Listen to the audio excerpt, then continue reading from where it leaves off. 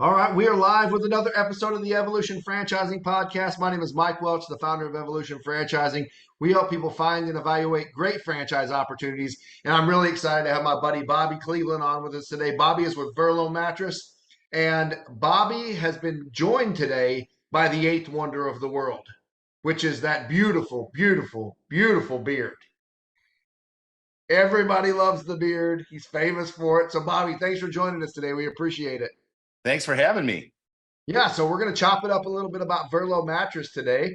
So why don't you go ahead and get started? Maybe introduce yourself and tell us a little bit about Verlo. Yeah, absolutely. So my name is Bobby Cleveland. I'm in franchise development with Verlo Mattress. I've actually been with the brand for 20 plus years. So I have seen it from the operator side, the franchisor side, and it's been fantastic. Verlo Mattress is a really unique value proposition to the consumer because all of our franchisees make every single mattress they sell, and they sell directly to the end user. So what this does is cuts out the middleman. The franchisee gets to collapse the profit pool from manufacturing and from retail sales, and the customer gets a factory direct price. So it's really a everybody wins game. You know, one of the things I talk about when I think about this brand and talk to people about it is this is not made in America. This is made in my town, America, That's exactly right. By your neighbors. by my neighbors. Yeah. So, I mean, that obviously makes the franchise concept unique. One of the things that I want to talk to you about is I see mattress stores everywhere. And so, you know, the question I think I've heard is, do we really need another mattress store? And I think the answer is yes. And I'll let you talk about that a little bit. Yeah, well, so yes, I would say yes and no. And here's what I mean by that is most mattress stores that you go to are all selling the same mattresses. And so the obstacle there is you're not really getting any differentiator from one store to the next. The big difference with Verlo is because we make all of our own mattresses, we're bringing something different and unique to the consumer. And because we make them ourselves, rather than just sort of picking an off the rack suit, they're getting a tailored suit.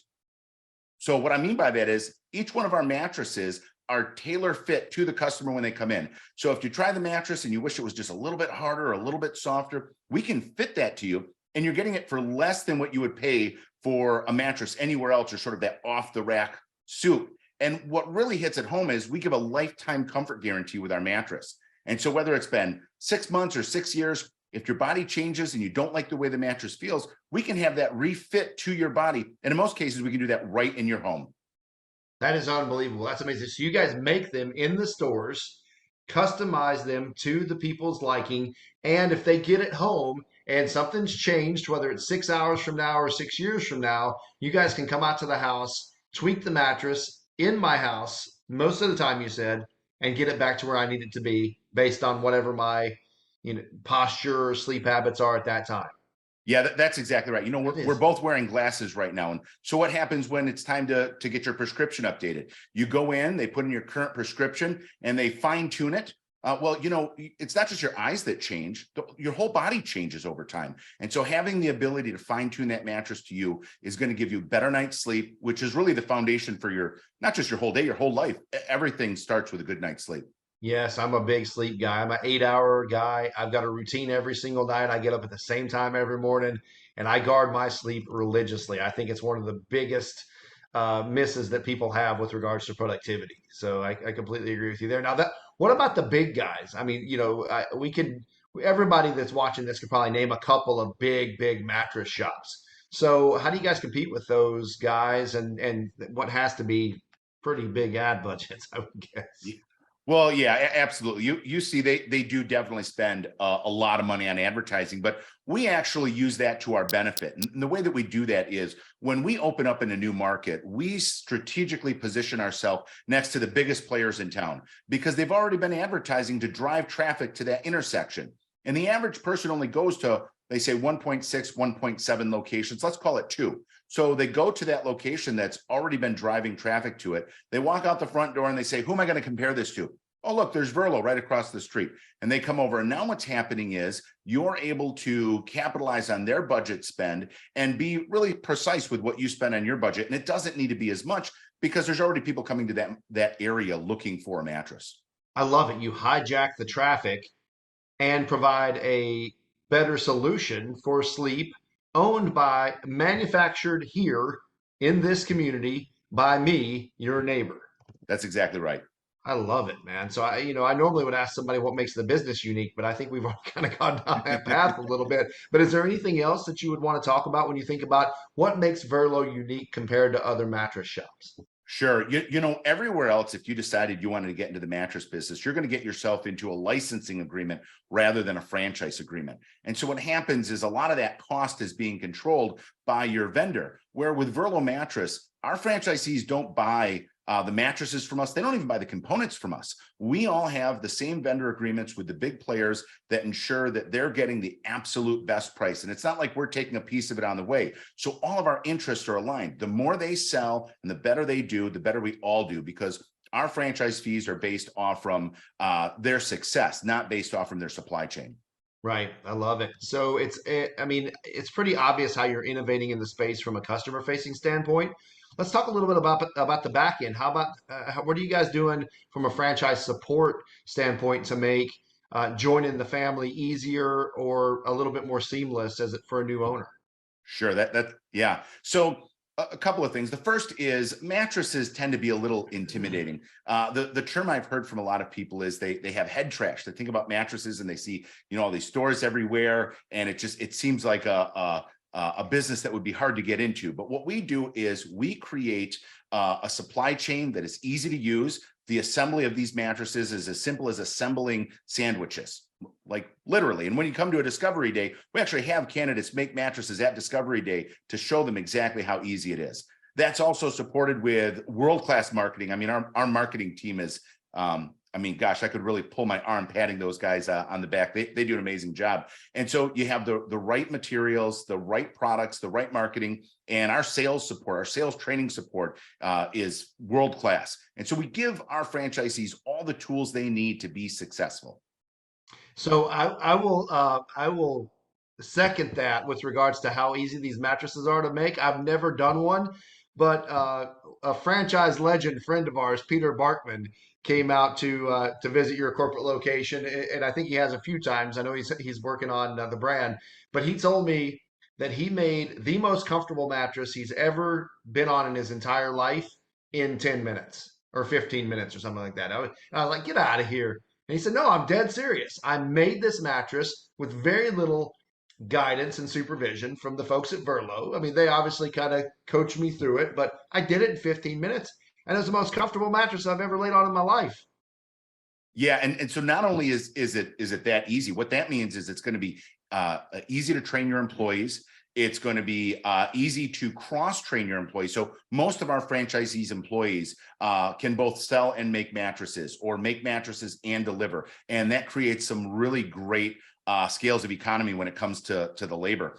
And speaking of labor, our initial franchisees, when they're opening their stores, can get by with as little as 2 people to run their entire operations, the back of the house. That's making mattresses and delivering mattresses, which means everybody's dealing with all these employee shortages. It makes running a Verlo mattress really easy. All you have to do is find a couple of key people to operate a successful business.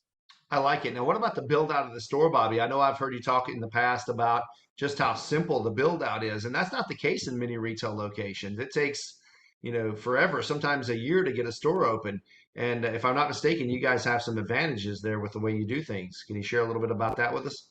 Yeah, our new franchisees coming in are able to get their locations up and running pretty quickly, because a lot of people hear mattress factory and they think of some big complicated factory like the Ford Motor Company or something like that, but it's really as complicated as any of these sandwich shops are. You have materials stacked to the side, you're assembling these materials. Your initial location is going to be comprised of 3 major areas. There's the showroom where the mattresses are shown and sold. Right behind that is going to be the factory space where there's some tables to assemble them. There's actually a glass wall between the factory and the showroom, so customers, when they come in, can see them making it. You think of those boutique candy shops in any That's vacation town huge. you've been to, but with mattresses. And then behind that's the factory where we keep all the materials. So the space itself is 7,000 to 10,000 square feet for a factory store. Satellites are only about 2,500 square feet. And when you think about how complicated the things in the space are, in the showrooms, the mattresses are the fixtures. In the factory, you're looking at a couple of tables, a sewing machine for the mattresses that are sewn, and then some racks for your materials. So really the pinch point in opening the store is just finding the right location, which really makes opening pretty quick and easy. I love the look of the stores. They're elegant but simple. They're not overly complicated. You guys always have those columns, and then you've got some mattresses that are well displayed. I think the flooring is uh, pretty much the same across the board. But I mean, that's a store behind you, right in the screen background. Yeah, they absolutely look great. Yeah, So absolutely. And so what you'll see is we call this here a pod, and around that pod are going to be 4 mattresses. And the 4 mattresses around each one of these pods here, the 4 around this pod are all the exact same mattress in different comfort levels, firm, medium, soft, ah, etc. And so what this does is it helps the selection process. One of the big problems when people are selecting a mattress is they go into this big sea of mattresses in the mattress mhm. store, and it becomes overwhelming and confusing. And you don't know anything about this product, and it costs more than you think it should. And oh my gosh, what if I make the wrong choice? And it becomes a very stressful experience. Yeah. And so what we've done is we've designed our customer experience to be an education-based sales process and very fluid, because listen, an educated customer is going to make good decisions for themselves. And so whether that's the customer that wants the most expensive or the best of everything, or that customer maybe's only got $500 for a queen set, both of those people need to walk out of the store knowing that they had their best interests in mind with the person that they were working with. And that starts with giving them a good education so they feel in control of the process. They feel like they understand what's really good for them, and they can make good choices for themselves. So, without going to the numbers, how are the franchisees doing? What would someone who's going to enter into validation hear from your existing franchisees with regards to, the system that they bought into? Yeah, so our franchisees are an open book, and they share their personal stories and their success with anybody coming in. I can say this: the reason that you're going to get such great validation from our franchisees is we have the luxury of selling a product that people need. It's not a want. Nobody walks into a mattress store wanting to buy a mattress. They walk in there needing to solve a problem. The Right. hips hurt, the shoulders hurt. So it's a product that people need. And because our product is so differentiated in the market and so localized, it really creates a very successful business platform. And you can talk to any of our franchisees, and they'll not only tell you that, but they'll tell you their story and how it's happened specifically with them. Because whether they're an owner operator in a small town that wants to be the face of the business, or they own multi-units and they have a GM running the store, they've each got their own way of sort of chopping up the business and what's worked really good for them. So, no perfect business. You and I both know that. There is a challenge every single day as a business owner. The world is constantly conspiring against you, and you have to be willing to work through that. So, what are some of the challenges that a Verlo mattress owner might face? And they need to have the ability to work through that. And if they can't, then they needn't really even consider Verlo as a franchise opportunity. What are some of those things? Sure. Well, I think one of those things is whether they decide to be an owner operator or a semi-absentee sort of executive model is going to determine which specific obstacles that they're overcoming. But at the end of the day, they need to be engaged in their community, and they need to be interested in not just doing the marketing through social media and things like this, but being active in their community. So an example would be bringing in the local charity group and having them make mattresses so that they can be engaged in that. So it's not just giving a mattress away, it's being engaged in the process, letting them make a mattress. So the challenge would be for a person that's maybe a little more analytical, being willing to engage in sort of the interpersonal aspect of it, because at the end of the day, we are selling a product. So you need somebody Mhm.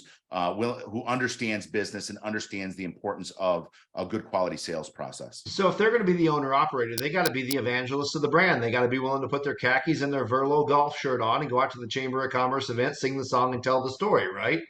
That's exactly right. And if If they you run an are example, unwilling to do that as an owner operator in any brand, Verlo included, you're going to have challenges. I will tell you that right now. So these are table stakes. You've got to be willing, if you're going to be an owner operator, to get out in the community and get involved. What about the executive model, Bobby? The manager run semi right? absentee model. So it's the same thing, but then the manager, the general manager, would be the person who gets out and gets engaged and sort of sings the Verlo praises and songs in the community and gets involved. But the point is that there needs to be that person that gets engaged, because a mattress purchase, it's a really personal purchase. You feel very vulnerable, and just like with any business, trust is an important thing. And we don't do business with brands, we do business with people. And so it's important that the person that's representing that brand is somebody that is well received and does a good job of networking in that community. Now, I know that the parent company for Verlo owns a lot of other businesses in multiple, industries. One of them is the theater business. I think they're in some hotels. But I've heard you say presidents sleep on Verlo mattresses or NBA Yeah. players sleep on Verlo mattresses. What does that mean? So our investors have their business started back in the mid 30s, when their grandfather opened a small theater in a defunct shopping mall in Ripon, Wisconsin. And if you're not from Wisconsin, you've probably never even heard of Ripon. It's a little town in the north woods of Wisconsin.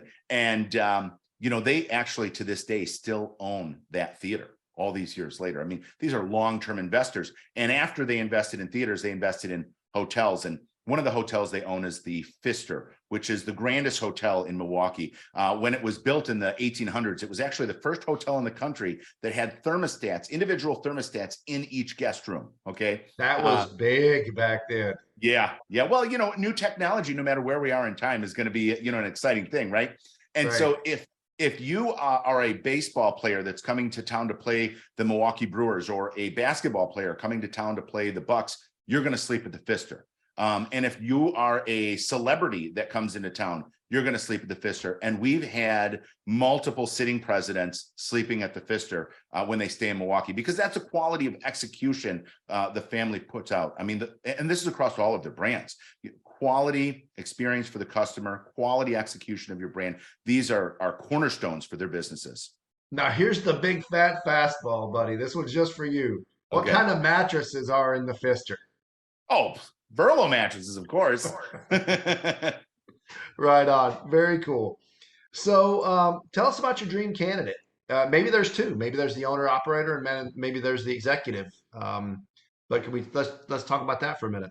Yeah, well, and you're absolutely right. Because our business does well with both types of operations, we have sort of the tale of two candidates, if you will, right? So we have the executive model. This is somebody who's going to come in and open multiple units in a particular territory. And keep in mind, ours is a hub and spoke model. So you open the factory store, and then you really gain some advantages by opening satellite stores without taking on any more overhead than your initial factory.